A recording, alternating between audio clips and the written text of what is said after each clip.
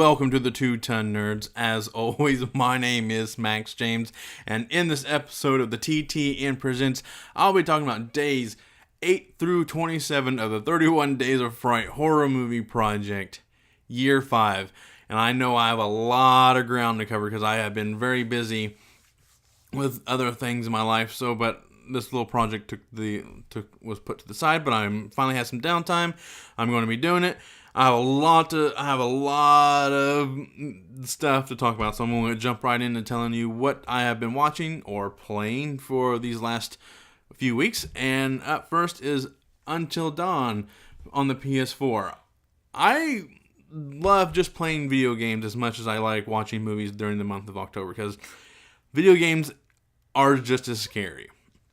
And Until Dawn is a prime example of it, because when I first got Until Dawn, I had the house to myself.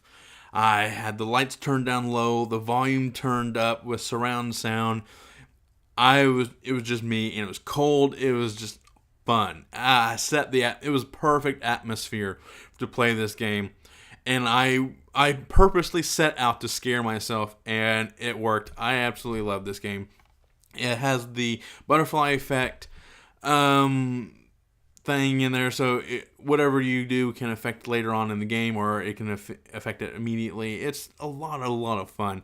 It's just basically a cabin in the woods kind of storyline, where just a bunch of friends go up there and stuff start to happen, and you have to make decisions and stuff like that. But it's a lot of fun. I really enjoy it. So, up next is Ash vs. the Evil Dead, the TV series, Season 1. Now, this was a lot of fun. I really was very skeptic of this TV show because I am such a huge fan of the Evil Dead show. Of the movies. Even the newer one, I was a big fan of. So, when I finally got to watch the TV show, it surpassed my expectations. It really was. It was great. It was funny. And what I really had to commend this series is I liked how it kind of started out very comedic, but it still had that Evil Dead feel to it, very like how Army of Darkness was. But as the episodes kind of went along, it kind of got darker and more on the level of the first 2 Evil Dead movies, which I really enjoyed, and it was really great. It was overall a really great addition to the Evil Dead line of mythos. So, okay. Up next is the Final Destination series. I really enjoyed the Final Destination movies, except for one of them, but I'll get to that in a second. But overall, as a series, I think it's they're really fun. They're really good group movies, like to watch with your friends, because it's just fun to just talk. Just this type of movies that need riff tracks. I really think so. It's just people talking and just having a lot of fun watching these. But each movie kind of has a little central theme, like that kind of brings the characters together that they have to survive. Like, the first one is an airplane. 2 is a airplane crashing or blowing up. 2 is a highway pile up. 3 is a roller coaster that had gone awry. 4 is a crash on a racetrack, and 5 being a bridge collapsing. Now, each of them have their pros and cons and all that good stuff, but I honestly think the weakest was 4, the racetrack one, because it was shot in 3D. It just wasn't very good. It was lacking something so much. But then 5 kind of redeemed it, because it did kind of go back to its more darker tones and kind of added a little bit more, how do I put it, another layer to the element of the stuff. Like if you have to kill someone, it'll skip you, which I really enjoyed that aspect. I thought that was a very nice addition to this film series, which was kind of needing something to kind of revitalize the whole mythos of just like, oh, we survived this, now we're getting killed one by one. We kind of needed a little bit more to it. So, but each of these movies was great. I think my personal favorite was 1. 2 was pretty good. 3 was pretty okay, but it was still very watchable, because if you bought the movie on DVD, it had like choose your own adventure kind of thing. You can go left or right. I thought that was pretty. It's kind of gimmicky, but it was still kind of fun. 4, like I said, was the weakest one, and 5 had a just overall really good. I think that one had some pretty good special effects. So up next is kind of something I've been wanting to do for a while now. It is the Halloween Deluxe box set. This one actually comes with like a little book, which is actually pretty cool. I mean, there's a couple different, I think there's like 2 editions out. This one and another one. It's just kind of like bare, but it's just kind of like not as nice looking as this one. So I'm just going to talk about each of the Halloween movies real quick. Halloween 1 by John Carpenter. Can't get any better than this. This is one of my favorite movies to watch actually on Halloween, along with Trick or Treat and a few others. But you can't get any better than what hasn't there been said about the first Halloween. Then Halloween 2 takes immediately after Halloween 1, which was, I found to be really great, because I always double feature these movies during the Halloween time of year, just because you can't watch one without the other. It just basically follows the events of Halloween 1, where Michael Myers is continuing to stalk and try to kill Laurie Strode by Jamie Lee Curtis. Then we got Halloween 3. I talked about this one, I think, last year for the 31 Days of Fright, year 4.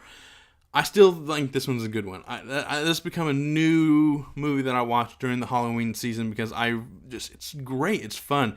I don't really want to go too in depth right now, but you just go watch the review. It's a lot of fun. It's new. I'm glad I finally watched it, and I'm glad. So we got Halloween 4, 5, and 6. This is the Jamie Lloyd storyline, basically. It's like the Tommy Jarvis storyline of the Friday the 13th. Jamie Lloyd is the daughter of Laurie Strode. She's orphaned, and so it kind of follows her being stalked by Michael Myers throughout these films. The only problem is, like, at the end of 4, where 5 picks up, they kind of just threw away the ending. And I really wanted to kind of see what happened more towards what the 4's ending was, more than anything, because I'm not going to spoil anything, but I just rather have seen continuation of that storyline rather than what 5 picked it up with. But then the Curse of Michael Myers. I think me and my friend Michael Callahan, we talked about this one a great deal on the Straight from the Brit's Mouth podcast, but I'm going to talk about it right here. But this came with 2 different versions of it. One is the producer's cut, which actually reinstates all the supernatural elements in this movie to make why Michael is doing what he's doing, and why he's constantly after the Strode family, and which makes a lot of sense. I really like that. I really thought adding that kind of gave Michael a purpose rather than just him running around killing people. I really liked that aspect. It's kind of like how Jason has people, whoever basically steps onto his territory, he has to kill him. Freddy, the people who killed him, who wronged him, I didn't mean to say it that way, but the people who killed him, the children of the parents who killed him, he's stalking them and killing them in the dream. So it's like they finally gave him a reason. So that's what I liked. Then Halloween H2O, the return of Jamie Lee Curtis as Laurie Strode. This one takes place at a school, and just Michael Myers doing his thing, just kind of going around killing people. Can't mess with the formula there. But there is a nice twist at the end, which goes into Halloween Resurrection, which is the weakest of the Halloween movies, in my opinion. It just wasn't I liked the aspect of them spending the night in the Myers house and streaming it online, but it just felt too gimmicky. It needed to just like go back to straight horror, and that's what I liked about the Rob Zombie movies.